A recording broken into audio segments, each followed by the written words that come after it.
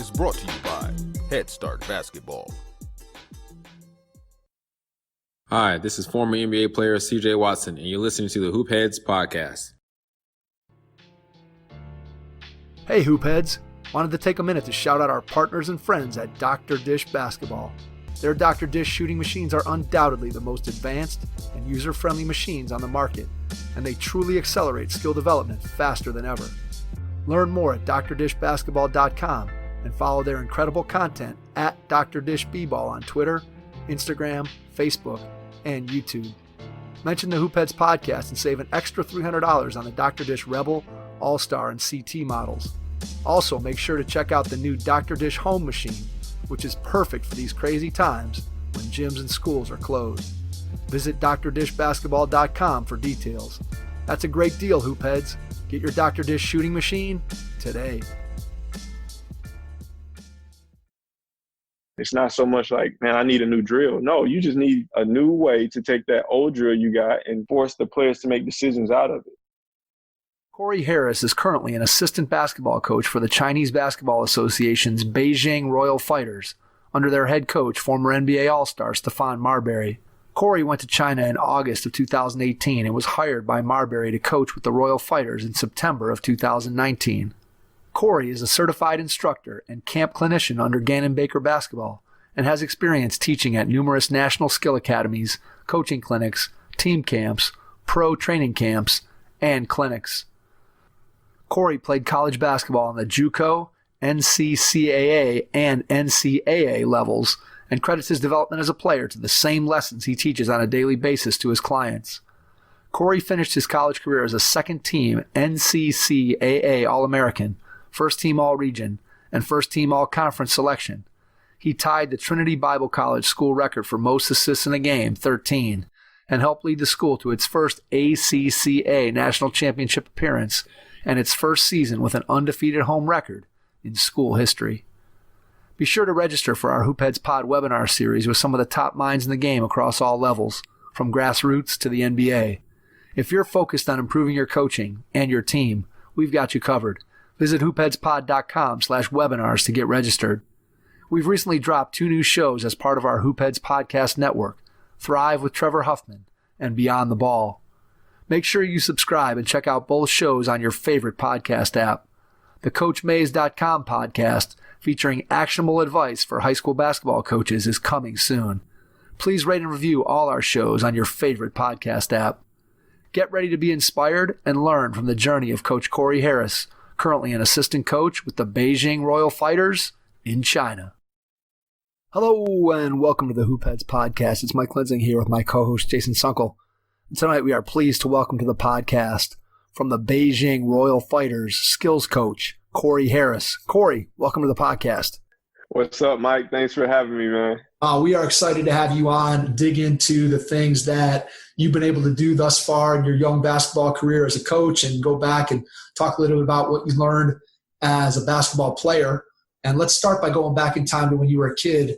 Talk to us about how you came to the game of basketball. What made you fall in love with it? Wow.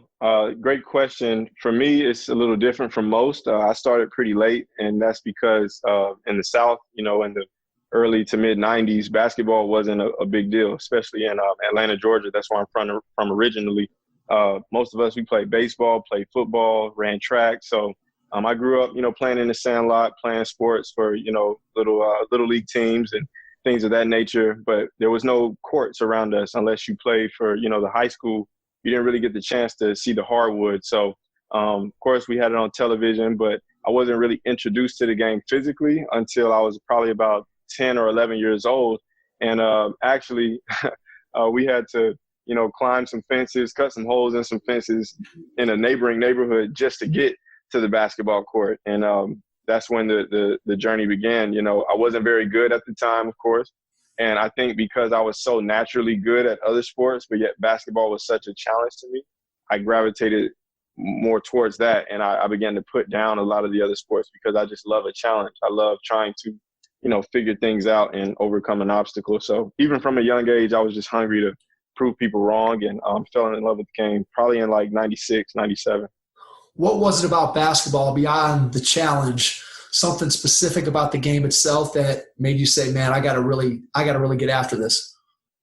I think it was Kobe. Like I said, 95, 96, around the time he was drafted out of high school, it wasn't like, when LeBron James or, some huge name came into the league, but he was still pretty much a young star that, we all took notice of. And so, like, Michael Jordan was obviously the best player in the game, but I was a little too young to fully understand what he had already accomplished.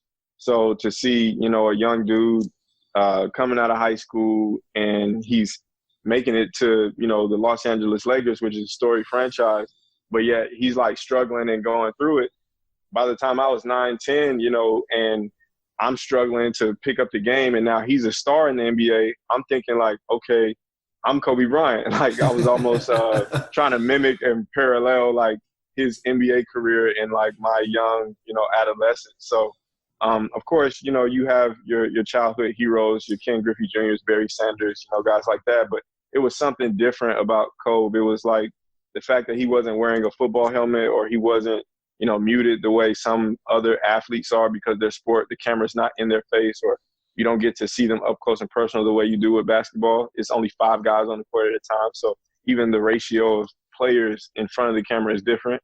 I don't know. I just felt like I wanted to be him. So I met another guy by the name of Korey Harris. Crazy story. He was the starting point guard at the neighborhood high school, Osborne High School. And he was a pretty good player, and he lived in my apartment complex and in our project. And, he put a ball in my hands for the first time, him and another guy named Brian Elmore.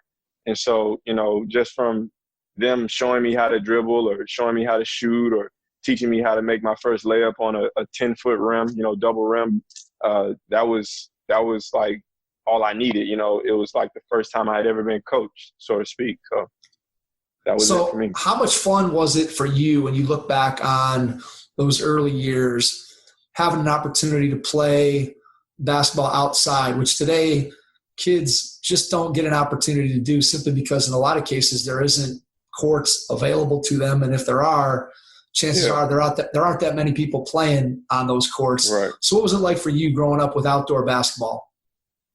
Oh, man, I don't really know what it's like to not have it, so it's kind of awkward for me when I talk to kids and they don't relate, in that way. Absolutely. Like you always have to try to fix your brain when you're dealing with players, whether they're, professionals nowadays or, you're training a kid. You can't approach them with that same kind of like grit, Some of them, they have it, but you have to manufacture it in different ways.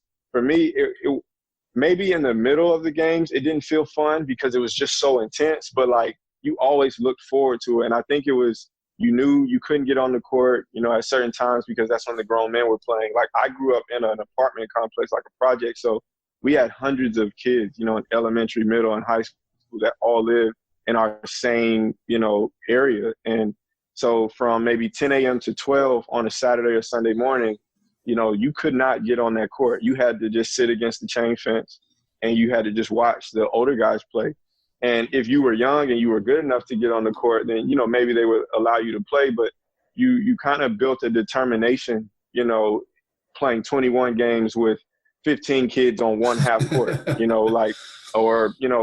playing knockout, gotcha, you're shooting and it's 20 people in a line, or you got to write your name on the ball because someone will just steal your ball, just walk off with it, or you got to fight after a game. Even though you won, they still trying to put you off the court because they're upset and they don't want to get off. So like all those situations, they didn't seem fun in the moment, but it did make the game fun because it gave you something to play for. And I feel like kids just need that. That's how we have to manufacture that same experience now. Like give them a reason to play every time they get on the court. Maybe it's pride, maybe it's representing your cul-de-sac or, whatever it is. But I feel like I represented my neighborhood every time I played or every time, I stepped foot on the floor.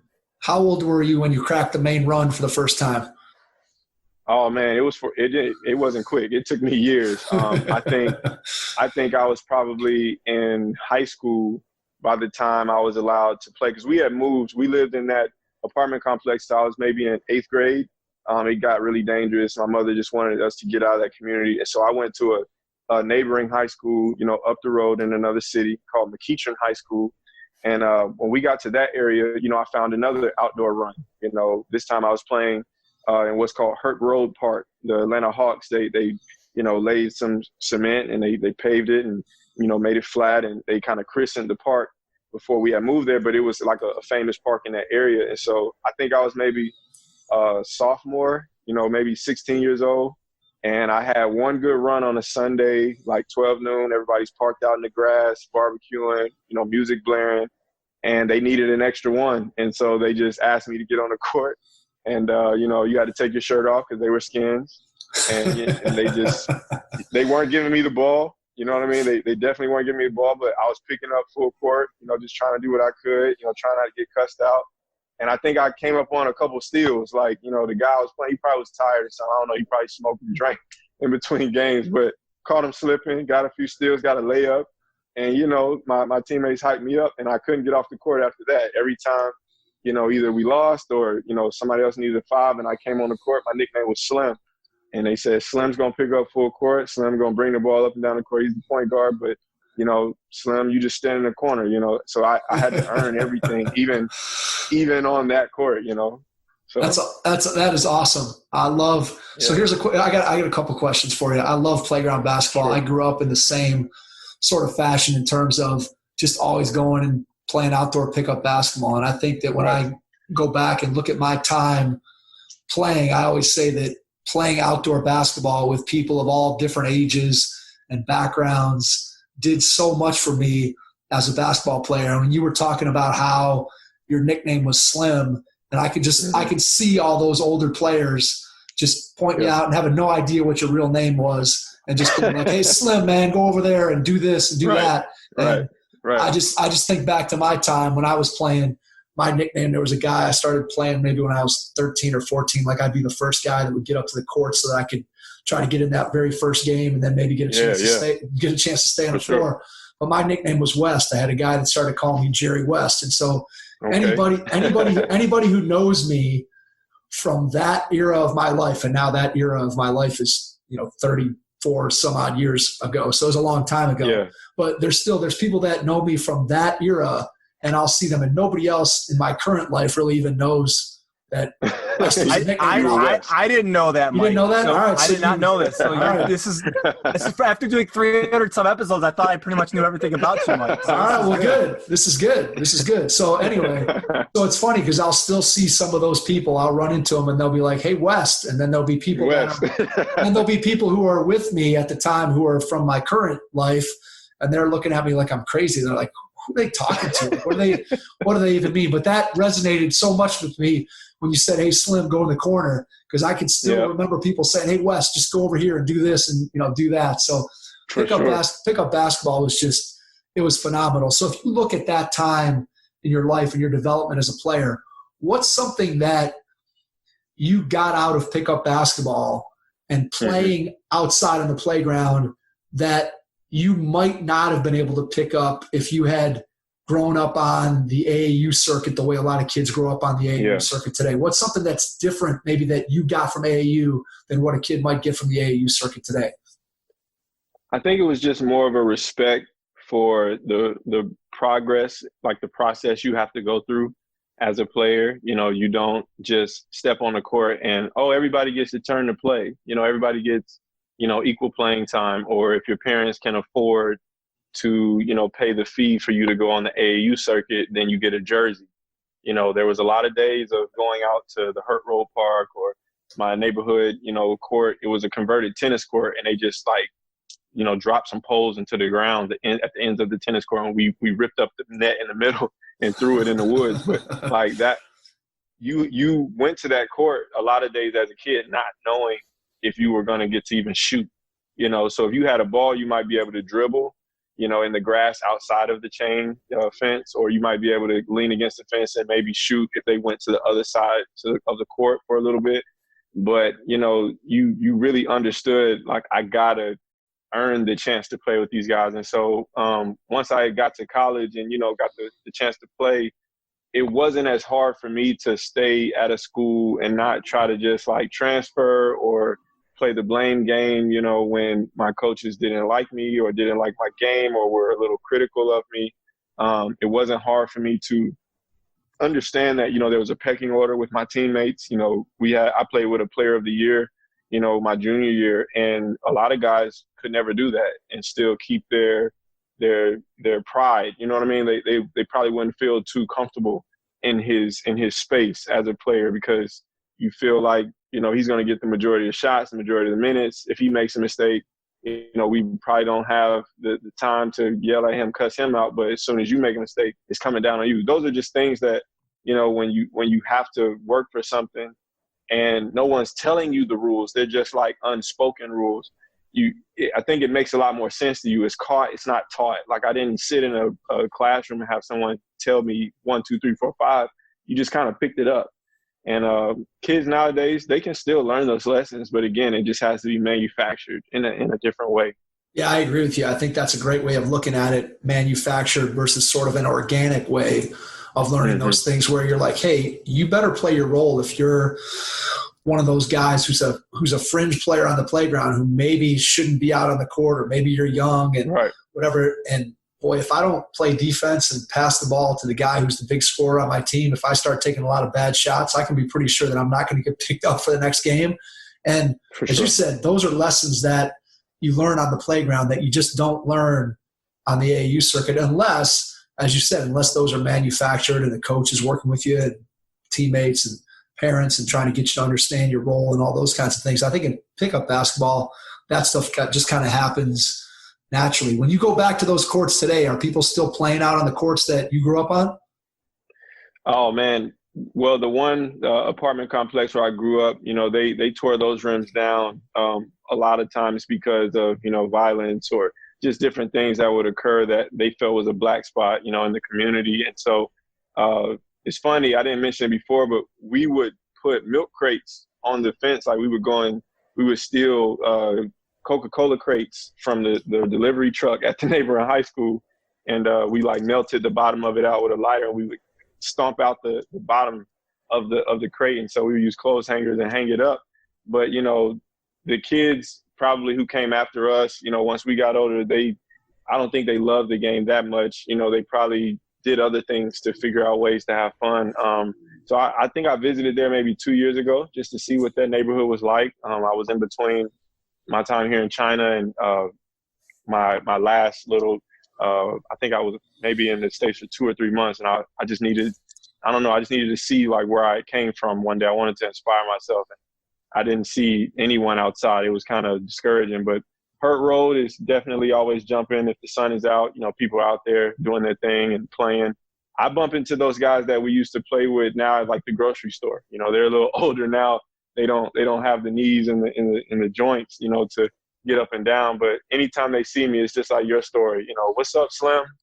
People look at me weird, like, hey, they have a lot in common with Mike. They don't have the knees anymore. That's right. That's awesome. That is so cool, though. That's awesome that people are still playing at the park, and it's cool that it's so much fun to run into people from different eras and different times of your life. It's just it's one of those things that basketball does so well. It just connects people of all different races, genders, ages, communities. And that's one of the things that's so great about the game of basketball.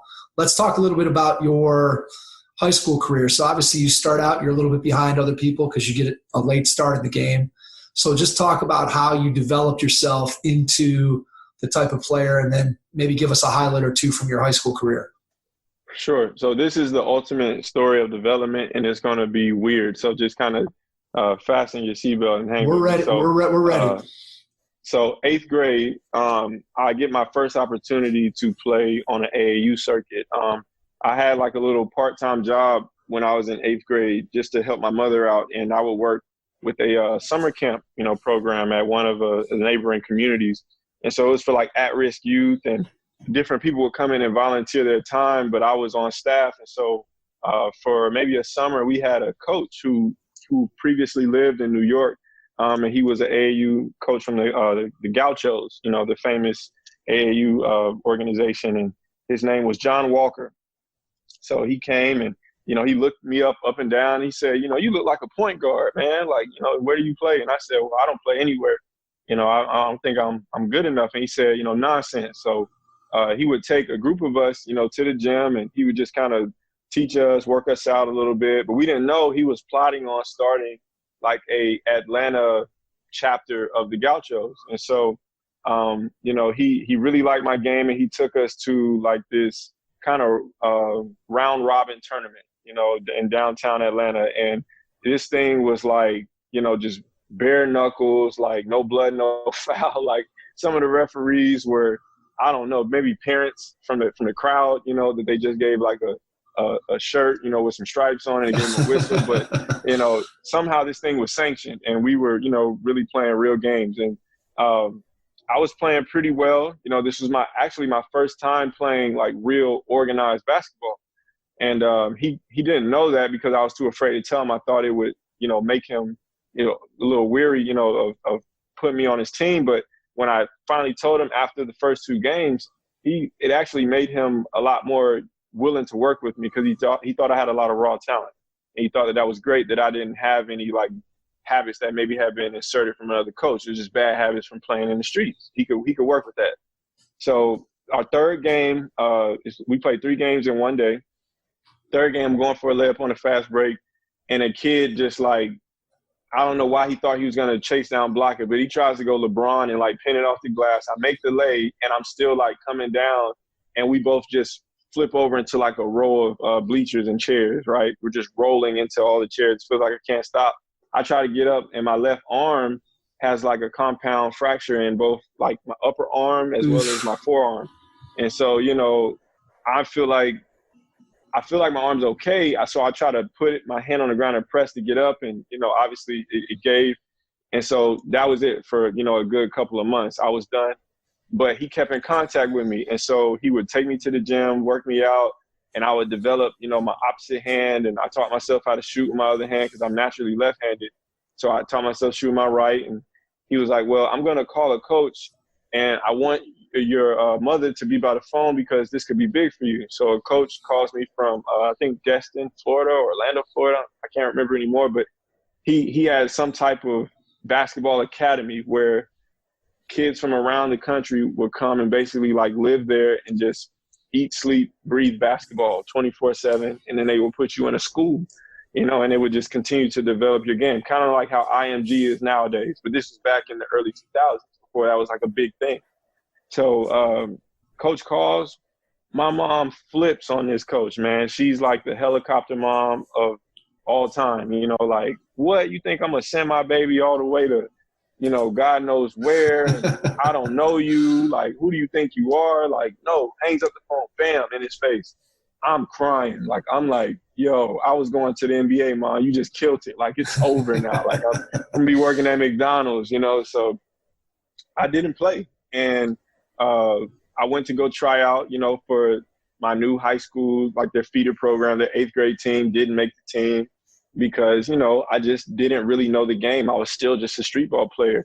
And so by the time I got to 9th grade and I was in high school, my skills were severely lacking and my IQ was severely lacking. So like I said, this is a wild story. I actually didn't play high school basketball at all. Through my 4 years of high school, I tried out every year, made it to the last cut every year.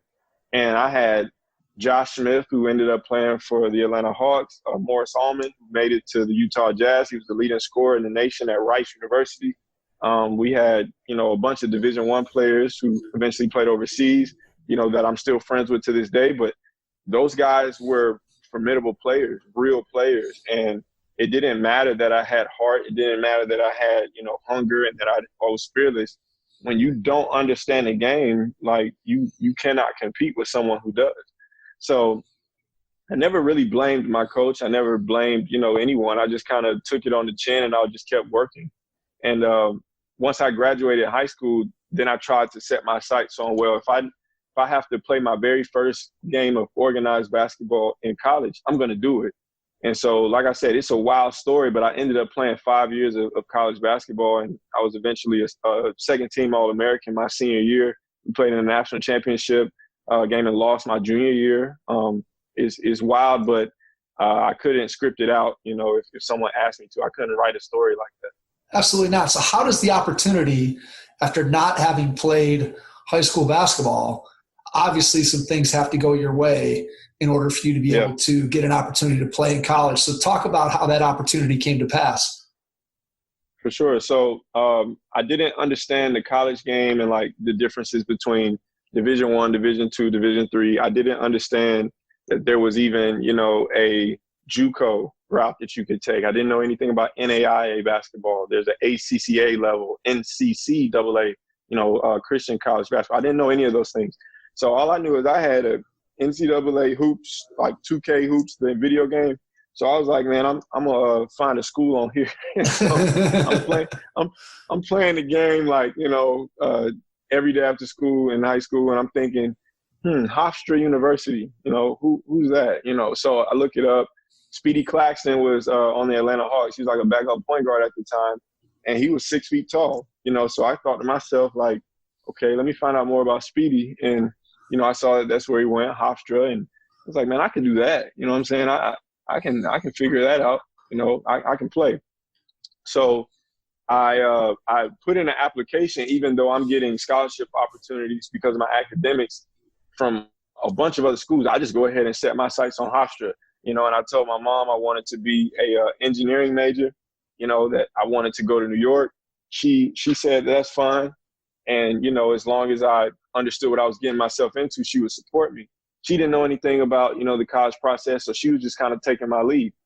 I don't know I can't remember if it was Jay Wright, who was the head coach at the time, but, they had a pretty successful program then within the Colonial Conference. And I just began calling the coaches every single day. That's back when you could find all their contact info on the athletic website. So, from the head coach all the way down to the, grad assistants, I was emailing, calling them. I even went and tried to put some film together playing in a men's league, that time around the end of my senior year, and I still have those DVDs. I paid $200-$300 and, sent it to this guy who was like a professional video editor or whatever he called himself.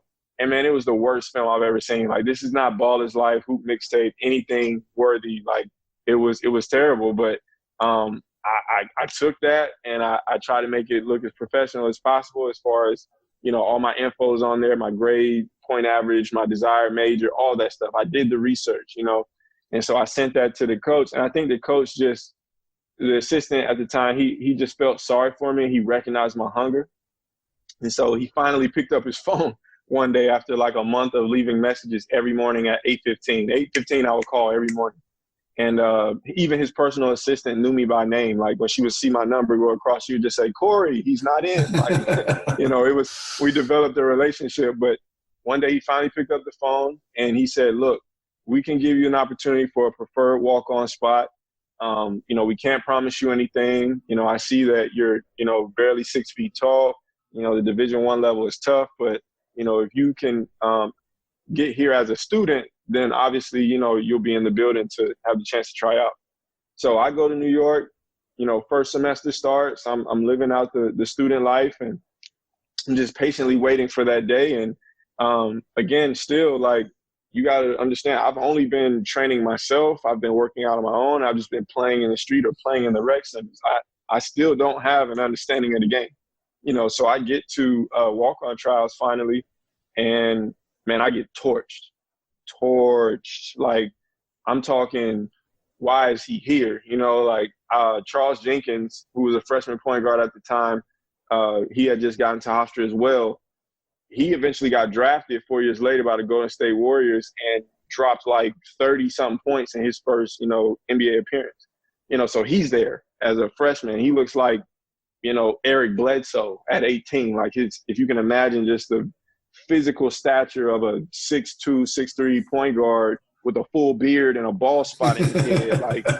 Why is he out here? Check his birth certificate. There's no way this dude is a freshman. But, it was just I was swimming in the ocean without a life jacket. That's what it felt like. It felt like I was gasping for breath every time we were doing something that required me to think like a point guard. I was in shape, but I just couldn't handle full court pressure. I couldn't, get the offense set. I couldn't initiate an action. I couldn't get to a spot to get off a sideline pick and roll.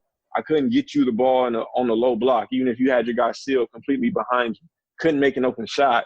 All of those things that you just naturally learn how to do by being put in those scenarios time and time again, I either didn't have the confidence to do it or I just had never done it. So the answer was no. Obviously coaches, they were very gracious to me, and I still appreciate them to this day for that. But that discouraged me very greatly. And so once I walked out of that gym, admittedly, just being honest, telling you guys the truth, like I felt like I had no reason to be in school anymore. And it led to me making some bad decisions as far as how I was spending my free time, going to class, attendance, just being a young man. Like I built my life around becoming a basketball player instead of being a good person. And so when that was taken away from me, I didn't have a leg to stand on. And I bombed out. I actually got, kicked out of the school. I was asked to leave, amongst other things. And my mother had to drive all the way from Atlanta, Georgia to pick me up in Long Island, New York, New Hempstead, New York, 20-something hour drive. And the longest drive of my life. My mother didn't speak to me once. And, we're close. She's always been, my number one fan, cheerleader, supporter, everything. So it crushed me. And when I got home, I made the decision that I wasn't going to allow other kids to make the same bad decisions of not understanding what it takes to be a good person, a good man, a good woman, and then a good basketball player. And so I just started a business. I started a company. I formed an LLC called Student of the Game Training Co. I started, coaching within the young, like YMCA and recreational basketball leagues in my area, 6-year-olds, 7-year-olds. And that allowed me to learn the game as they learned the game. You know what I mean? Because in order to teach, you have to be able to, first learn. And so I spent a lot of times just in coaching clinics or in high school practices or watching tapes or just going to games. And I wasn't a fan of the game anymore. I really became that student of the game. And 5 years passed. I was paying back my debt to the University of Hofstra. And it was about $40,000. And, paying that back over the time, it kind of set my sights more towards business, but the love of the game never left. And so I got the opportunity to play again through a guy. I was training his daughter. His name is Lonnie Edwards. I used to have to drive an hour and a half across the city, on Thursdays to go and train her. She's a really good player, and I appreciated, their business and the opportunity to work with him. And he looked at me one day and he said, "Man, you look like you still got a lot of gas left in the tank." And he called me Slim. He didn't know anything about my street ball days, but he called me Slim when he said that. That's awesome. And when he said that, Mike, it touched a part of my heart that hadn't been touched in a long time. And it was like someone saw me again as a player. I had become Coach Korey, in the eyes of local high school players or middle school, whatever level. But when Lonnie called me, "Man, Slim, you look like you can still play." And he's just speaking slang. He's just, just talking. But it reminded me of something that I really wanted and I desired and I needed it. And I knew I could never really be a good coach if I at least didn't have the experience that my players went through. I got tired of reading articles and watching documentaries and using those as object lessons, in my training session. I got tired of having to relate what my players were dealing with struggling to understand what their coach needs from them, or lack of playing time, or struggling to earn more playing. I got tired of having to go and find other people's stories. And so I knew I needed to play. I just knew I wasn't going to ever rise to a certain level if I didn't have the experience. So when he said that, I was immediately wide-eyed and ready to listen. And he actually called two coaches. He called Tony Markopoulos from Cabrillo College in Santa Cruz, California, and he called another coach in South Georgia. The one in South Georgia didn't work out, and I wanted to go there because obviously it was closer to home. But I'm so blessed and I'm so grateful that it worked out for me to go to California. Coach Tony was an a-hole in every sense of the word, and I don't care if he's listening now. He knows that, but he would love for me to say that. He's a very honest guy. It's no BS. He's in your face, spit flying, and he'll throw stuff and whatever he got to do to get through to you. He's down for it. And so I was down for it. And that year was the toughest year of my life, playing junior college basketball in a very fast-paced league like in California, where you had, future NBA players and all types of, scouts and people just all around you, putting that pressure on you to succeed. But, it taught me again how to go from being at the end of the bench. I was beyond the end of the bench. Like, I probably sat beside the water cooler. Like, I was probably detached from the bench. People probably didn't even know I was on the team. But I went from there to, earning a little time, dealt with an injury, bounced back from that, met great people, developed thicker skin, and learned the fundamentals of the game just through practicing. I was pretty much a practice guy. And a 4-year school, that I had a mutual friend with, they needed a point guard called Crossroads College. They were really struggling at the time, and they kind of liked my attitude, and they brought me in for a workout in Rochester, Minnesota that summer. And so I did really well there, and I was the team captain the next year. But just started on a journey. So I was at Crossroads for 2 years. We broke made school history. I went undefeated at home my second year there. First time the school had been ranked in the NCCAA. It was a Christian college, and we were one of the best teams in the nation. We lost in, I think, like the Sweet 16 of the national tournament.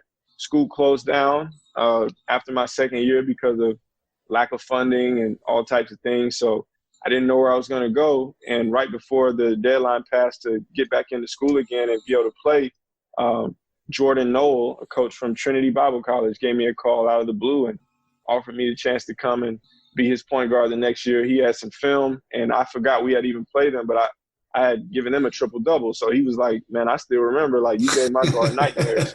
So I came over there and broke their assist record. We went to a national championship my junior year. It was the first time the school had reached one. And then my second year, I went on to be a second-team All-American, All-Conference. And I just had a wild ride, but, I never cut any corners, Mike. I never made excuses. I never asked for anything from someone else that I wouldn't do myself. I cried real tears, after my senior night. Mother wasn't there. No one that, I felt that actually was a part of my journey, from start to end, could see it at the end, but it was still beautiful in its own way. I'm thankful for it.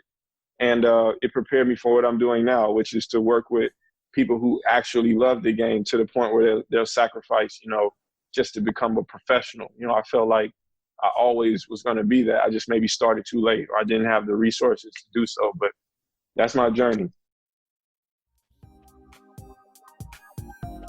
Coaches, we've teamed up with E3 Analytics so you can now purchase 3 of their exclusive new playbooks.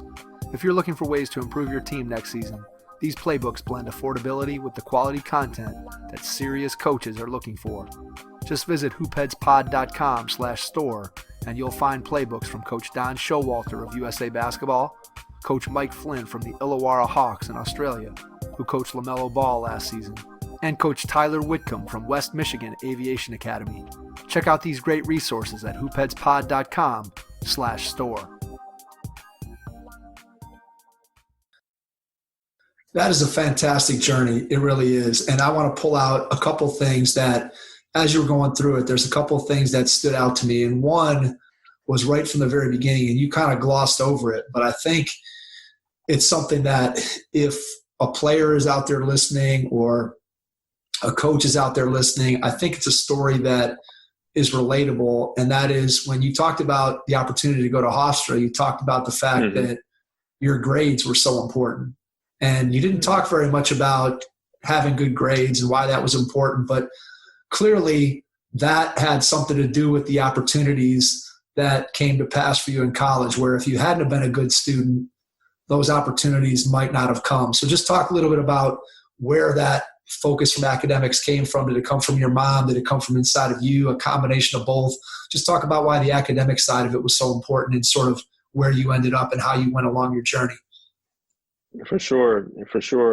I think it probably started when I was maybe in like kindergarten, first grade. I had a very tough first couple of years, in just, regular school. Like my kindergarten teacher, it's funny how you remember the ones that like really either pushed you or really like made life hard for you. But I had a teacher named Miss Jacoby, and I don't know what it was about that old lady, but man, she ain't like me. And, I'm a naturally quiet person in public. So in school, I was pretty quiet. I didn't say a lot. And it wasn't out of like, I just was a good kid. I feared my mother, man. I wasn't trying to have my mom come to the school. I didn't want to, even think about my mom. My mom was like, Jason, if you run, she going to find you. She going to catch up to you, and she's in a slow stroll. Somehow she's right there waiting on you. So I was a good kid in school just for that. And Mr. Kobe just had it out for me. I remember finishing kindergarten and first grade with her, like all A's, and she still requested that I be held back. And it just kind of threw me. The principal got involved. It was like a big deal within the school. It turned into like this thing within Bernie Elementary where a lot of parents were questioning pulling their kids out of school. But what my mom did, it actually inspired me even to this day. Like it stands out, and it's probably why academics are so important. She withdrew me from school, and she decided to homeschool me, even though she had not completed high school herself. So you can only imagine what it's like to be at home as a kid, being homeschooled, and your teacher is someone who's learning the curriculum with you. So I would listen to my mother struggle to read certain words and teach herself, definitions and pronunciation. And we did Hooked on Phonics together. We did all type of things together. I wrote book reports, and that was the atmosphere within my home. It was an atmosphere of always learning. We were both students. She got her GED at the same time while I was at home being homeschooled every day. And she would still have to go to work, and she worked 3 jobs at the time. So there were even days where I would go through the curriculum. It was called a Becca curriculum. I would go through the math, the English, and all that stuff, sitting at the dining room table on my own. And, she would come home and check it, of course. But that kind of just, I don't know, I won't say I was a loner, but that individualistic mindset where, okay, my mom's doing everything she can to not only teach me this stuff, she's learning it on her own, and she's supporting us as a single mom. It was it created an attitude in me where I can't lose. I can't fail. Failure is not an option. I got to get this. I got to go hard. I got to get all A's. I got to, do whatever is necessary. But then when I got to the 5th grade, I asked my mom, I said, can you let me go back to public school? Because I feel like I'm behind. And you develop a voice as a kid. You start figuring out the stuff you need or what you think you need. And I kind of feel awkward when I be outside with my homies. I'm inside all day and I don't know what's going on. And, obviously school is the biggest thing in the world to a kid. It's where you learn all your social, stuff. And I just said, well, Mom, I think I need to go back. And so when she threw me back in the mix in the public school, I was so far ahead of everybody. I was 3, 4, grade levels above my counterparts. And I was reading on a 12th grade, reading level by the time I was 6th, 7th grade. So by the time I got to, my senior year, I had already taken my SATs 2, 3 times. I had already, did all the things necessary to be, a college student.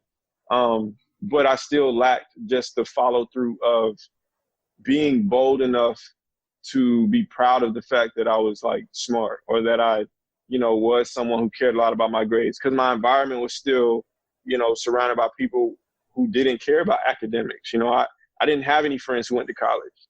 I was the first in my immediate family to go to college. I had never even met anybody who went to college and graduated and got a degree. As crazy as that sounds, that was my reality. So never seeing a campus, never talking to anyone who has that experience. You don't know the ins and outs. You don't even really know how to study. You know what I mean? You don't know how to do the things that you're going to eventually have to do.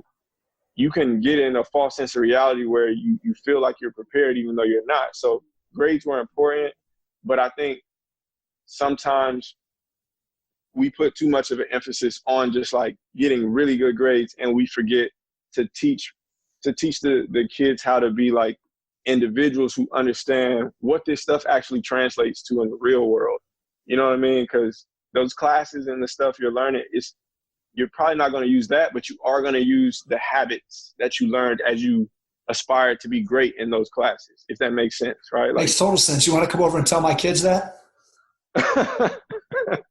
Anytime, man. Anytime. That's the same conversation I have with them all the time. They're like, why are we learning this? I'm never going to know it. I'm like, yeah, but you're going to learn how to learn. That's what you're learning. Exactly.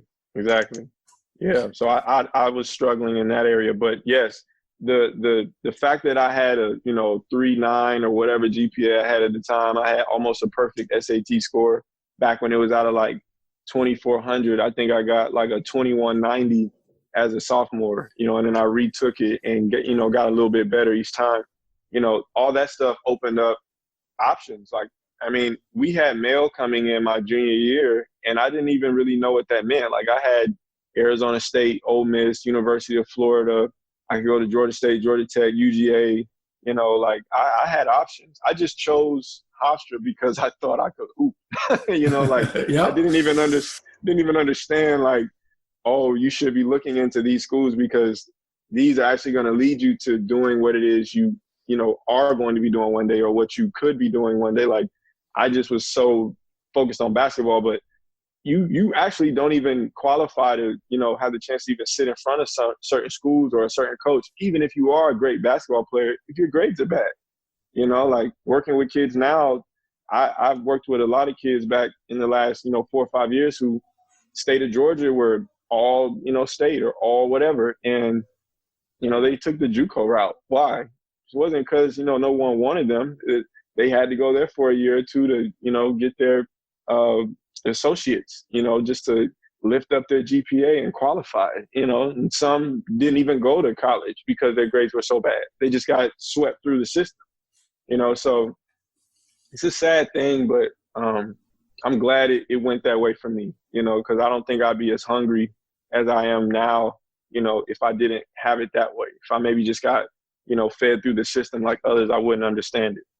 Absolutely. I think that there's no question that when you think about the system and the way college recruiting works, if you have the grades and you take care of that part of it, and the other thing that kids don't always realize is that starts from the time you're in ninth grade, and those grades start having an impact. And so often you see kids who, by the time they're a junior and they start thinking about, well, maybe I want to play college sports, and now they got 2 years on their high school transcript that, they got C's, D's, F's, whatever, and it just limits your options. And for you, that wasn't an issue. And I think that's a huge, huge benefit for any kid, any player who's out there listening, any parent who's out there listening.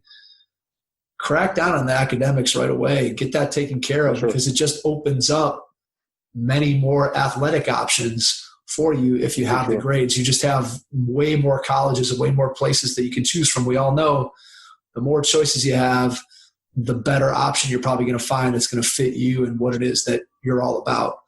All right, the next thing I want to ask you from your journey is, you talked a few times about trying to develop your basketball IQ, and the fact that not having played high school basketball and just played street ball, worked on your own on your game, that the IQ piece of it is something that maybe was difficult to learn in terms of what it's like to play organized basketball as opposed to playing pickup basketball at the playground.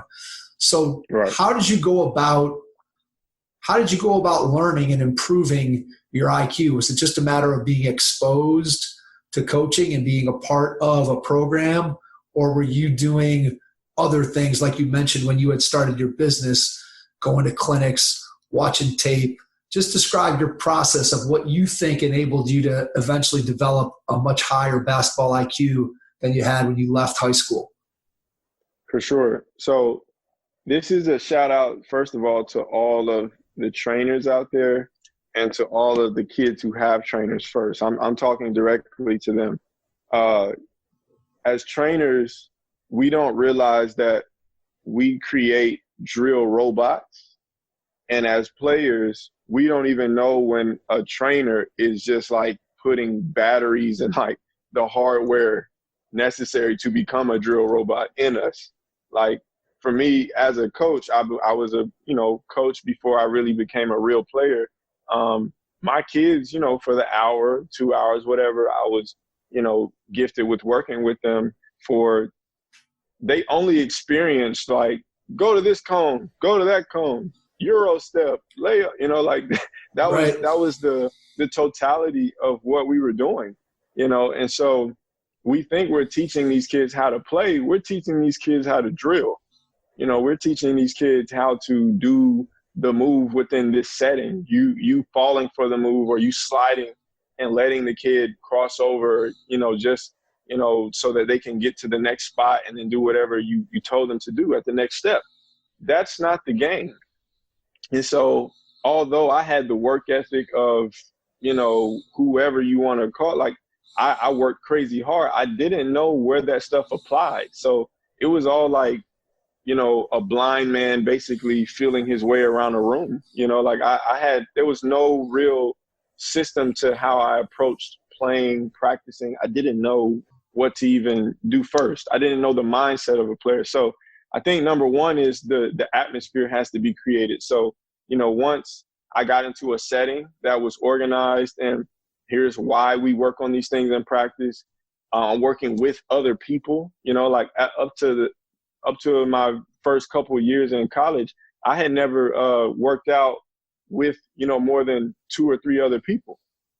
You know what I mean? Like, just think about that. Like, I had shot jumpers in the gym, but other than that, I just played. So I never did like a pick and roll breakdown with another guard on me, a big guard in the screener, and a shooter in the corner, like, with the defender playing help and tagging the roll man. I never did a breakdown like that, 3-on-3, and then you just play live. But when I got to college, that was the type of stuff we did for the last 30 minutes, the last hour. So your learning curve, it steepens and it gets a lot more vast when, you don't have that experience. It's hard for you to catch up to everybody else, but then once you get pushed into that situation again and again and again, okay, now you can actually start thinking about what moves work here and setting up that pick and roll and what are your reads when you first come over the top of the screen. Where's the screener's defender? And, is the roll man open or is he tagged? I can hit the shooter in the corner. Like, now you start thinking on a much more elevated level. And if it's filmed, you can watch it again and, oh man, I missed this. And then you add 2 other players on the weak side and now I can hit the weak side spot up, or man, he cut and I didn't hit him, or man, I drove into help and, I didn't even know where my next pass was. Like, all of those things became open to me, once I played. And I think, again, I'm talking to trainers and I'm talking to players who have trainers. If you're not using situations or the game to actually create workouts, then you're failing your players if you're a coach, or you're failing yourself and you're hindering your IQ if you're a player. Because as a player, it's your right to come into a workout and be educated, not by the trainer who's actually working with you now, but be educated before it starts and say, hey, here's what I do in games. Here's what I do based on what my coaches tell me to do. Can you put me in this? What do I do in this situation? This happened to me last game. And obviously, if it's an elementary school kid, he's not going to be able to, articulate it that much, but he might still say, hey, coach, I get scared when players play too close. What do I do when people pressure me? And so now as a player within that area of my journey, man, I just started developing a lot more rapidly. And it didn't feel fast at the time because, we're all impatient. We want to be great today, but I was getting better, and it was because I knew what to work on. So now in the summers after the school year's over, I'm taking my playbook home and my workouts are literally me getting shots from the spots in that play, or me having to bring the ball up and I don't have any defense on me, but I know where traps actually come from now because I got trapped playing JUCO basketball. I turned it over. I didn't get the ball into the middle. I dribbled to the sideline. Like all of those things now made sense. And then as I continued to coach and be a trainer, now my training became a lot more crisp. It became a lot more realistic, and I think to build a basketball IQ, you can't drill it. You have to immerse a player first into the game, and you can do that through a video, which is a simulation, so to speak. You can do that through an action, a breakdown, if it's 1-on-1 or 2-on-2 or 3-on-3, 4-on-4. That's how they do it in Europe. And then, of course, if you can do it in a 5-on-5 setting where you're forcing the one team to play out of a certain action or a play, and then the defense is going to, strategically try to break it, and stop it, then now you got growth. But if you're not doing that, you're just a drill robot, or you're just working on a minute detail within the game, like Kobe working on a turnaround jump shot. That's not IQ in itself, but it can become IQ if it's detailed to the point where he's picking it apart and when to use it, how to use it, blah, blah, blah. So I just kind of, I don't know. That's a tough question to answer. I hope what I'm saying makes sense, but I just feel like, you know, I always took the game, and the game told me it was like a cheat sheet. The film or the experience from practice, I would write it down in journals. I would write it in notebooks. That literally gave me the blueprint to how to work and increase my IQ. If I got cussed out by Coach Tony, I literally would write down, like, even with the cuss words, like what he said to me. Like, I was, you know, dang it, Korey, you know, you were supposed to reverse pivot and reverse the ball. Like, I would write, Korey should have reverse pivoted. And, you know, like, I kept a running journal of my F-ups, you know what I mean, and my successes as well. So there aren't enough players today, or maybe there's not enough coaches who are telling players the truth. And you don't really need us. You know, my job is a luxury. You know, I'm just being real. Like, the 5 players on the floor don't really need a skill coach. Think how long the game has been in existence, right? And skill training or skill coaches are the newest addition to the game. The rules haven't changed very much. The lines, the parameters of the court haven't changed very much. You know, the shot clock has been around for, you know, a good while now. We're not shooting 4-pointers or 5-pointers yet. There's nothing really new about the game. But you add in this additional coach, teacher, whatever you want to call it, and now we're the ones who seem to be the wisest. We have the most information. We're the smartest. How does that work? We're the newest, you know? So we should be going to the game to get our information and then just reflecting that to the players. But we want it to be this thing that's self-serving sometimes. So we're only drawing from what we believe or our philosophy, or this is what I think. Man, it's not about what you think. It's what does the game say? You know what I'm saying? The game has been here, and it'll be here even after I'm gone. So let that teach the player, you know, and put it in a way where they can understand it and chew on it and digest it. But, you know, if we're not doing that, we're doing a disservice. Just trying to be creative. Like, I don't know. No, that makes a ton of sense. I want to pull out a couple things that you said there. One is, I love how you talked about having the player come with an idea of what it is that they want to learn, what it is that they actually do in a game, and then going to their trainer and saying, hey, I need to work on this because this is what I do within the confines of my team structure. And to me, that's something that a lot of times is lost in the training business, where you just have a trainer who's working on, okay, I have this generalized workout and I do this workout with every single player that comes through the door. And I think the really good trainers are the ones who, are always working on their craft and trying to get better and learning the game so that they understand lots of different situations, so that when a player comes to them, they can develop that situation, be able to give their players an opportunity to get involved in that particular action. And then I think the second thing is that if a kid doesn't come to you, or a parent doesn't come to you with an idea of these are the things that we want to work on because we're doing this, then to me, that's the trainer's job to go to that player, to go to that parent, to go to their high school coach or whoever it is that's coaching them during their season and say, what does this player need to work on? Where do they get the ball? What are the things that they do? And I think if you do that, then as you've said, you're actually serving the needs of your players, which is really what it's all about. And then the other thing that I thought about when you were talking about Kobe breaking down and working on his turnaround jump shot, and you talked about how that's not working on basketball IQ, but it can become working on basketball IQ. And I think what I thought of when you said that was that you have to develop a skill in order to be able to perform in the game. You have to have the ability to just, let's keep it simple. You have to be able to shoot it. You have to be able to shoot a jump shot. But there's so much more that goes into that in a game other than just standing in front of a shooting machine and shooting 200 shots in a row from the same spot. You have to go and you have to move and you have to figure out, make a decision. Should I shoot? How do I get open to get my shot? What kind of footwork do I need when I'm moving left, when I'm moving right, when I'm moving forward, when I'm coming off a screen, whatever it is.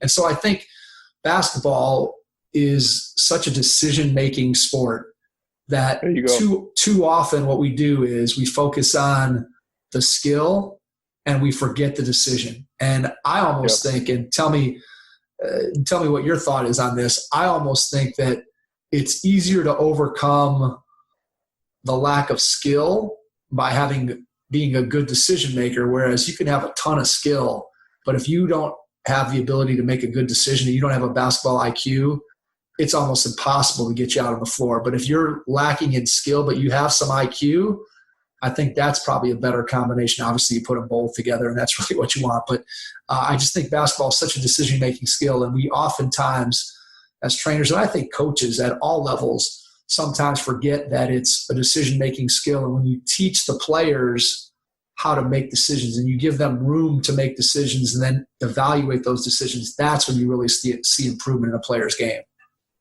No, I agree with you 100%, Mike. That's the best way you can put it. But do most of us know early on in our coaching careers or, training careers, do we really know how to create decision-making situations and drills? Probably not. Probably not. What I mean?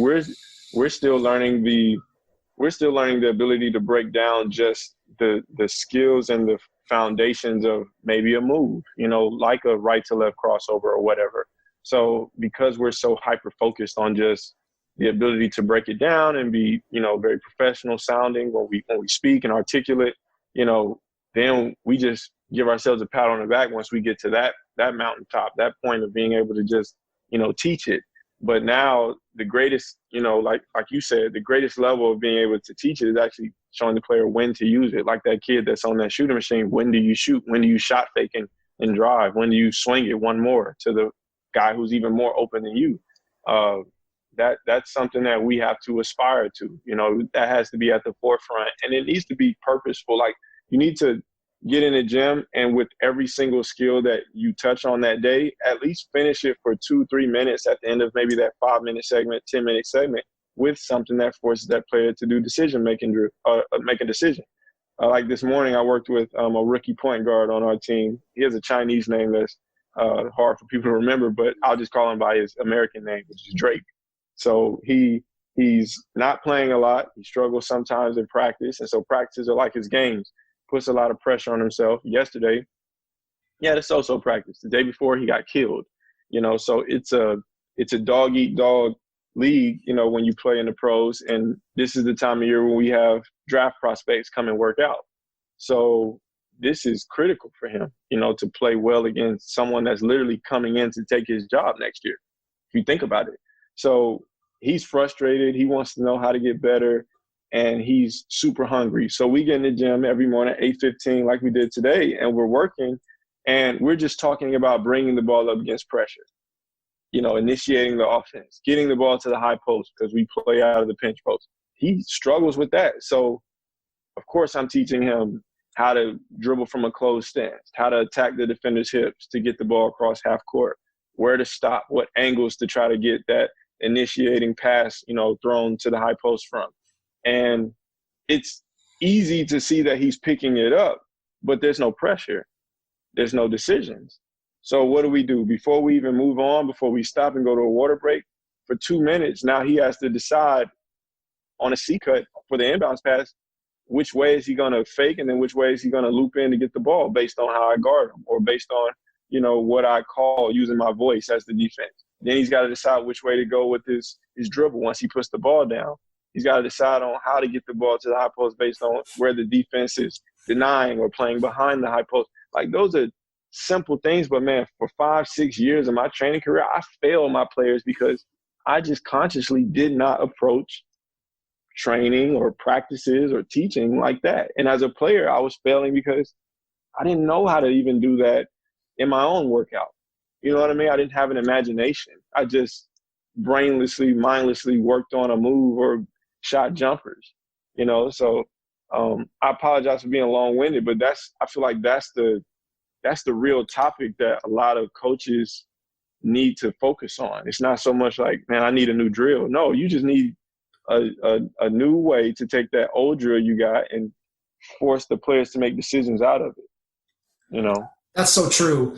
And I think that there's ways that you can take the things that you've been doing if you're a, quote, traditional coach, and be able to put those things into more of a games-based approach, more of a situational approach, more of a decision-making approach, just by, could be, let's say it's a one-on-one workout, just by adding yourself into the workout and making sure that your player has to make a decision based on the way you line up as a defender or how you play them coming off a screen or whatever it may be. And then obviously you can take it to the next level if you're having a multiple player workout, and you can go one-on-one with the two players, or you can go 2-on-2 if you have that. And that just provides so many more opportunities than just having, let's say you have a 3-person workout where those 3 players are just all working on the same skill, but never really going against each other, being put into situations. And I think that's one of the things, Korey, that what I've seen over the course of time is that you see a lot more people. There's still not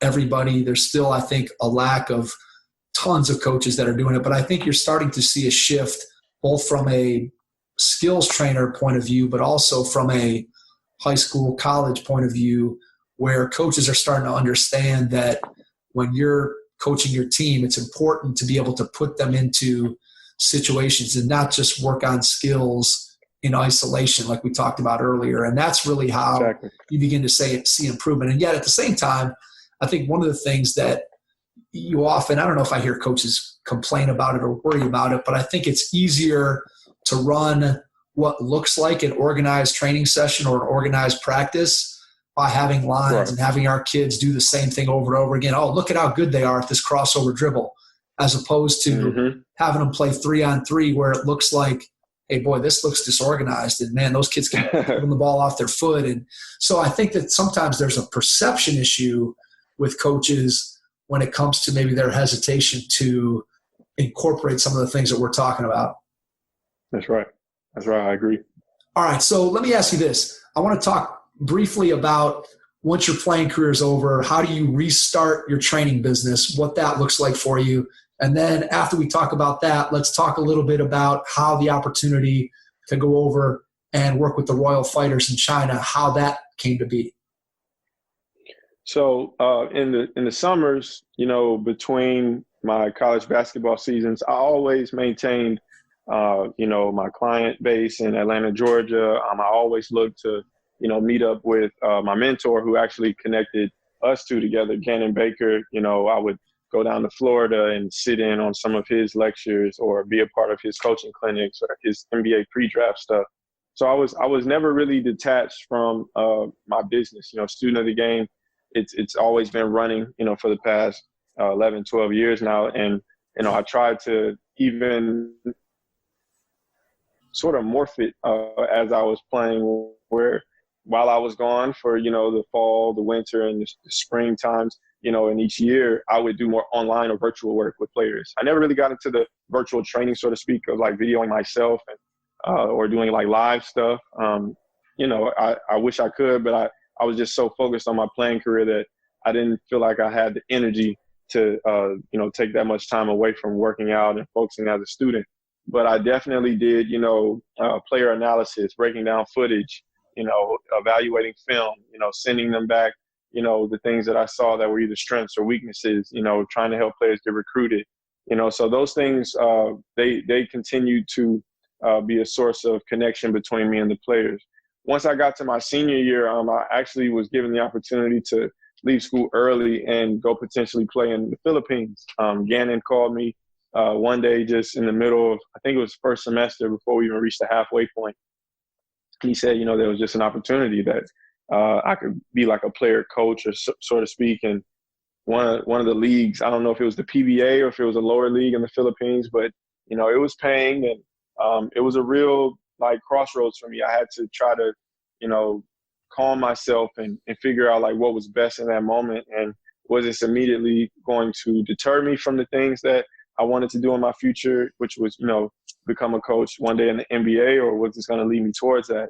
And so I kind of felt, at that point with my age, just of, it took me so long to get back into school, and I finally developed that consistency and just the humility to approach every single day like it was a blessing, as a student again. I couldn't just derail, my senior year and kind of leave my teammates hanging, as well as, not finish and get my degree.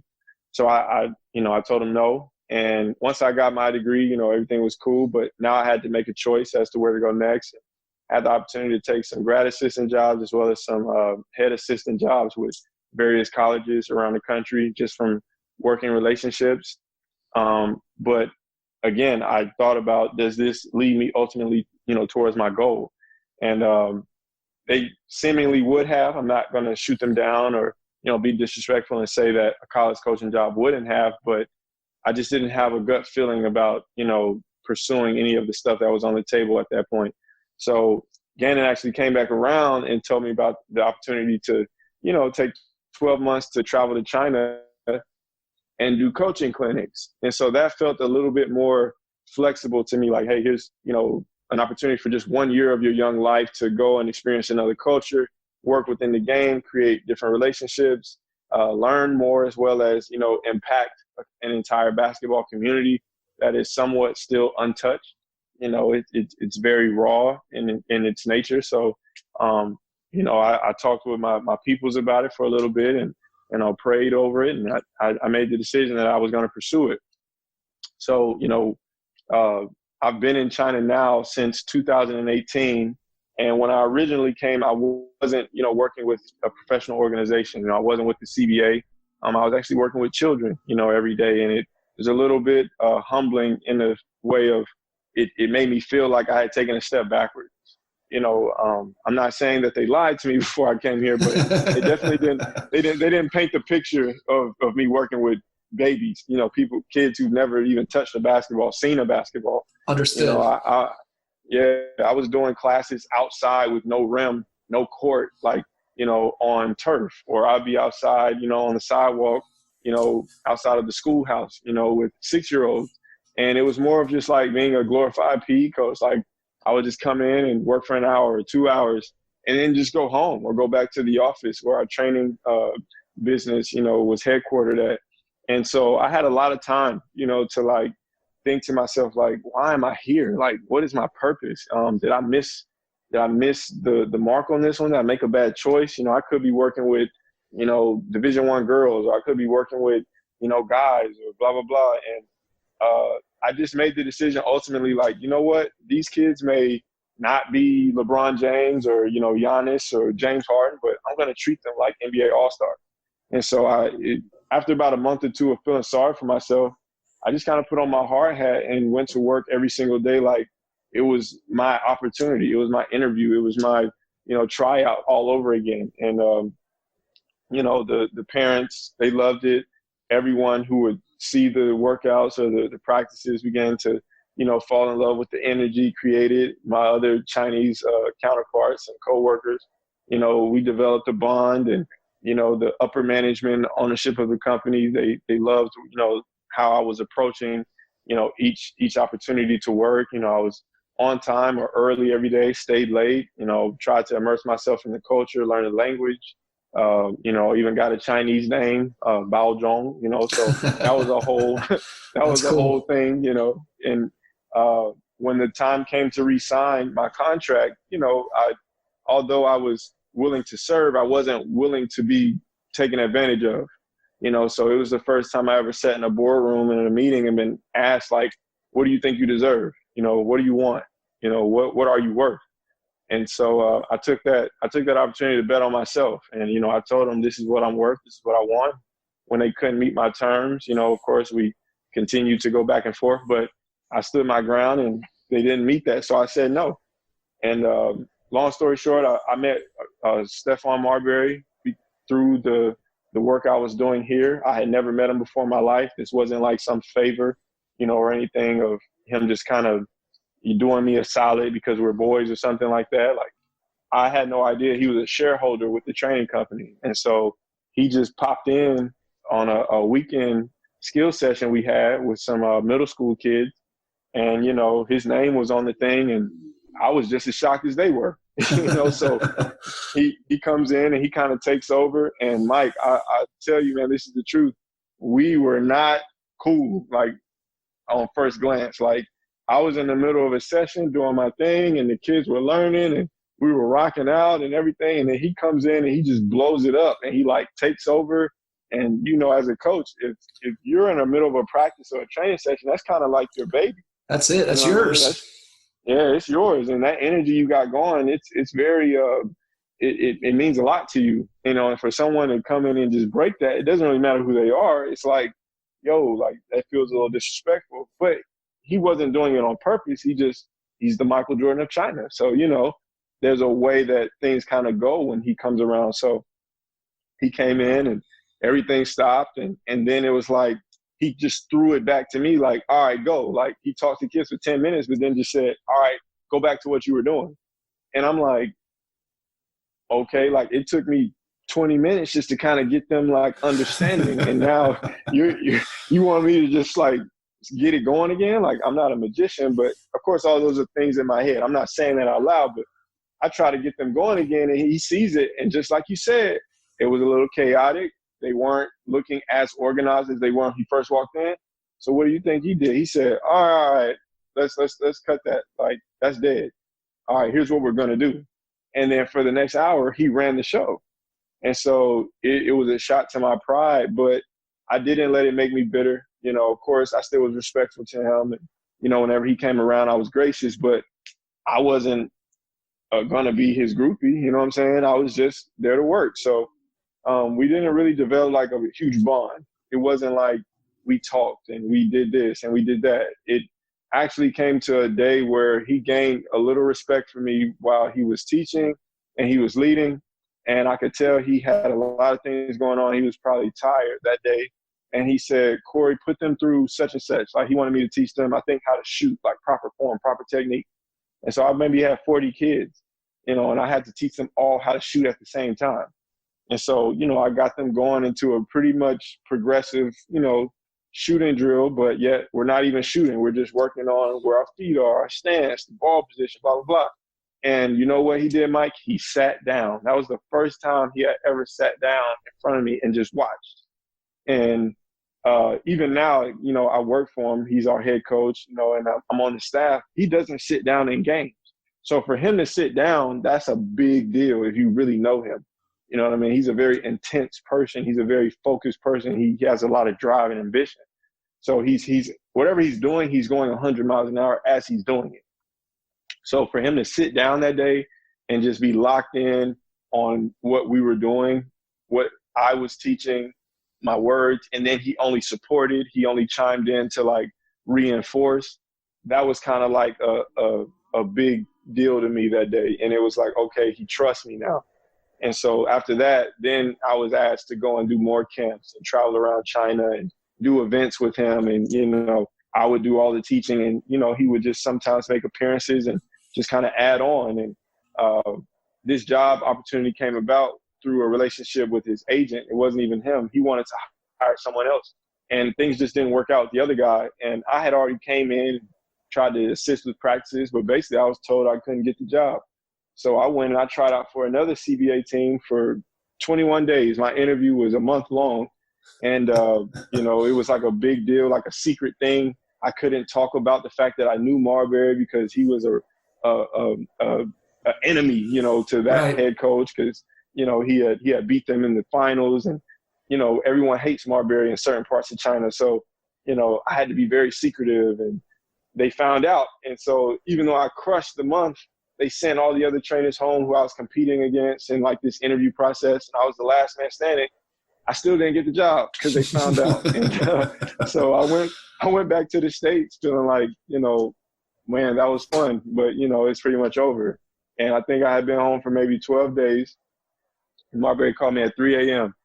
And, you know, he was just like, yo, you awake? And I'm like, yeah, I'm up. You know, I'm up now. Like, it's all good. And, you know, he had never called me before that. But, you know, he just hit me up and he said, look, this is what happened. I'm sorry that we didn't really like explain to you the situation. The other guy, he's just not the type of guy we want. And you know what? You're just a good person, man. Like, I trust you. You got a professional demeanor, you know, and I want somebody like you on our staff. And then that was all she wrote. The next day I was on a plane. I was expecting to really get a break, like get a rest, because I had lived in China for a whole year, didn't see my family or anyone. You know, I didn't go back to the States. But, man, am I going to miss this? Like, am I going to like let this bus pass me by, heck, so it's been on and popping since then. And man, it's crazy how your life can change in a year or two. Absolutely, like I was sleeping in an apartment with no mattress, bad plumbing, took the bus every day, took the subway, changed clothes every time I got to work because I would sweat out my clothes, trying to pinch pennies together to get noodles at the local place. And, now I'm okay. So that's just, it's another step in the journey, right? As a player, it's the same thing. And now as a coach, it's kind of the same thing. So I'm blessed. Absolutely. There's a great lesson in what you said, and I'm going to try to summarize it. And it's something that we've heard as a theme throughout our podcast. And actually the first person who was a guest on our show that I heard say this was Don Showalter, who works with USA Basketball. He's a 10-time gold medalist with the under-18 junior national team of the United States. And what Coach Showalter said was that people would come up to him and say, Coach, how do I get the opportunity to work with USA Basketball and be able to coach some of the best players all across the country? What did you do? How can I get to where you are today?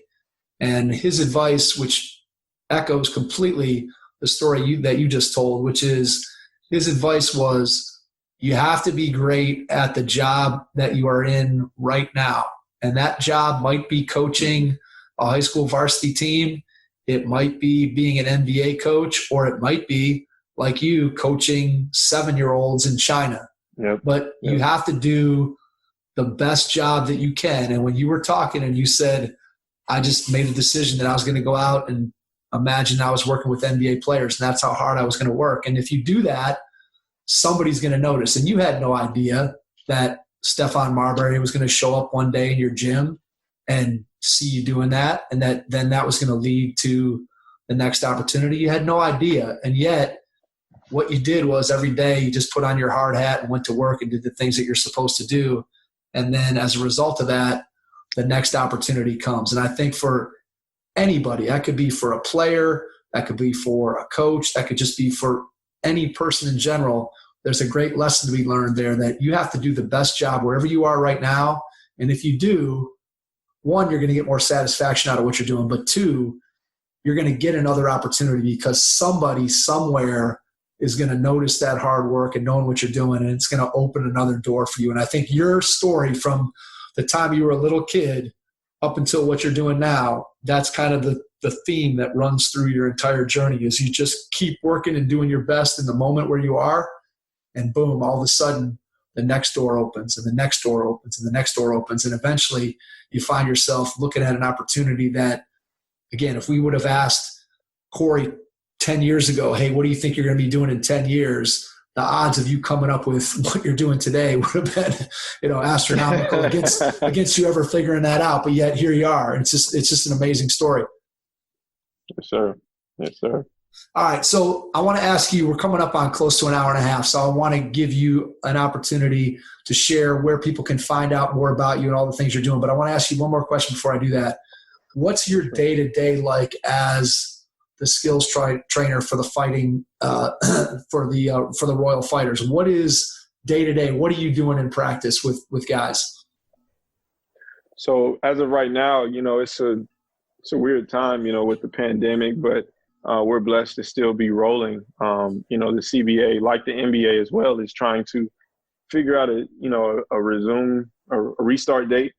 And as of now, it's slated to start sometime in mid-June. I think June 16th was the last date we were given.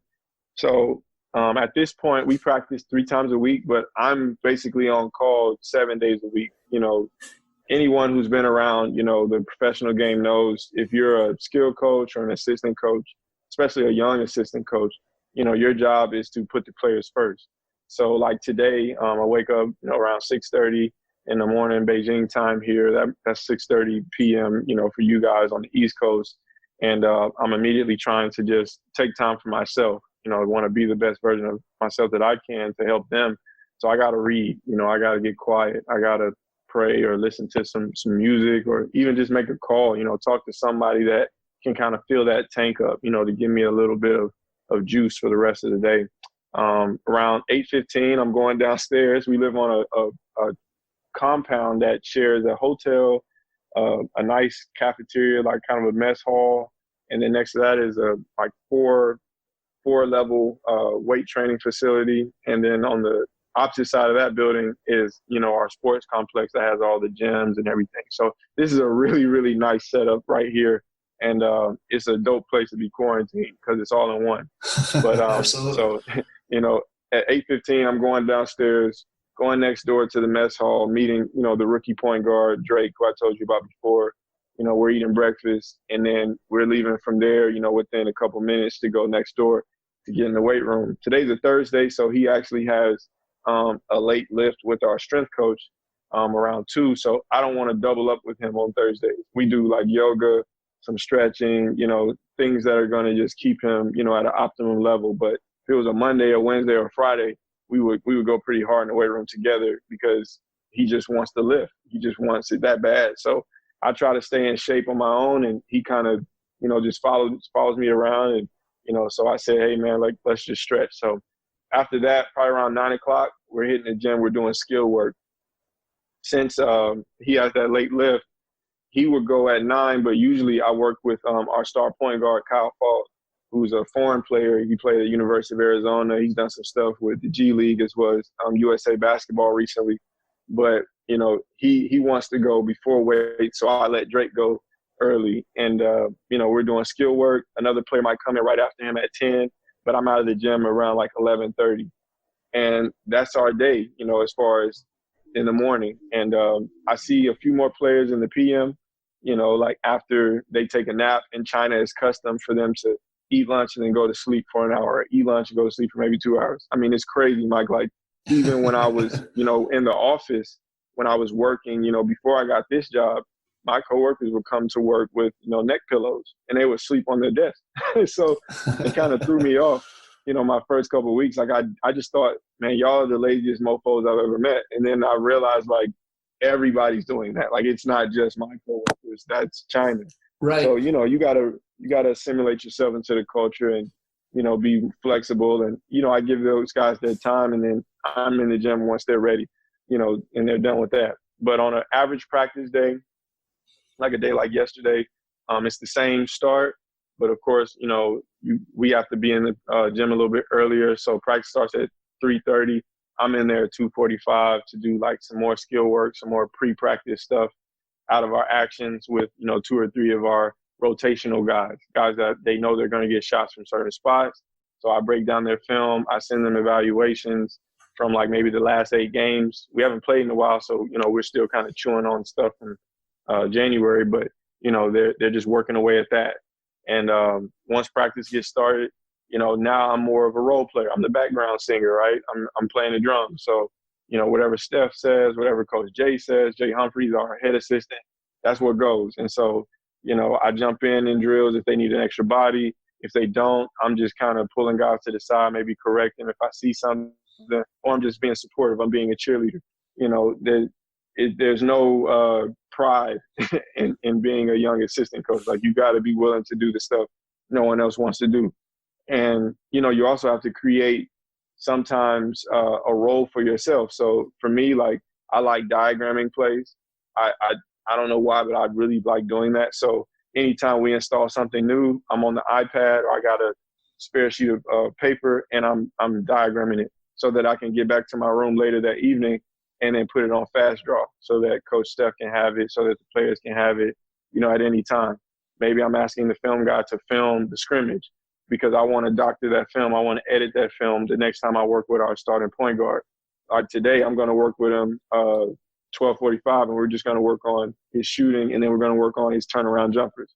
Because in our offense now, he can post guys up, and he's big and strong. So, you know, he's watching The Last Dance. He's watching Kobe tapes. He's watching film of himself from yesterday when he got put in 2 situations. You know, so that's all a part of not someone necessarily telling me what to do. It's just, hey, I want to make sure that I'm an asset and I'm adding value, you know. So it's a lot of days of not necessarily being told thank you or being appreciated or someone publicly, like, you know, crowning you or something like that in front of everyone. But, you get a good feeling when you see the players doing this stuff in games that they've been working with you on. And so that's pretty dope to me. But my free time is usually, at night once things get settled, after dinner. That's when I can kind of, decompress. But I'm a grinder, so I just find something else to busy myself with. Yeah, exactly. But so I understand. That's my day, man. I got it, man. It's like a basketball junkie's dream over there.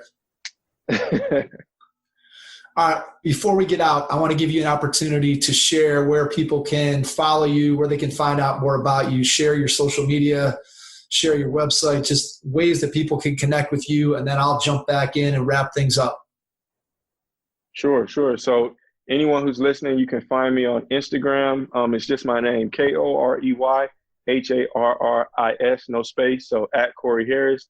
My Twitter is exactly the same.